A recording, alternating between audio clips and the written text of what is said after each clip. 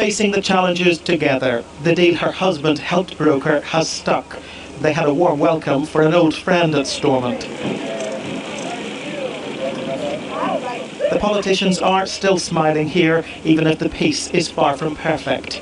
This week's violence topped the agenda during Hillary Clinton's meeting with Northern Ireland's leaders. The only path forward is a peaceful, democratic one that recognizes the right of others to express their opinions, but not to resort to violence. And there can be no place in the new Northern Ireland for any violence. Any of the remnants of the past need to be quickly, unequivocally condemned.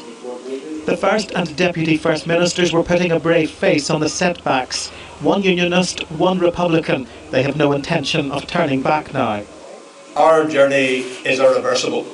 We are determined to go on. And while from time to time we will have setbacks, there's no such thing as a linear progression to a stable and peaceful society. We do know that there are people on the extremes of loyalism and there are people on the extremes of republicanism who wish to plunge us back to the past. We are going to resist that.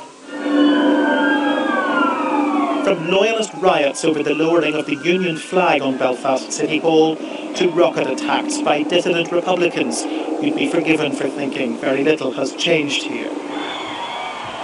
It's 17 years since President Clinton and his First Lady paid their first visit. Thousands welcomed them to Belfast. Teenager Sharon Haughey had that privilege in Armagh. The Clintons have played a very important role in the pathway that I have chosen in my life.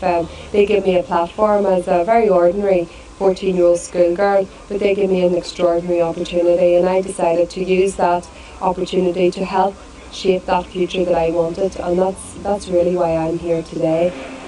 Naomi Long made a similar career choice. She's the MP for East Belfast and defied a death threat over her party's compromise on flags to meet Mrs Clinton.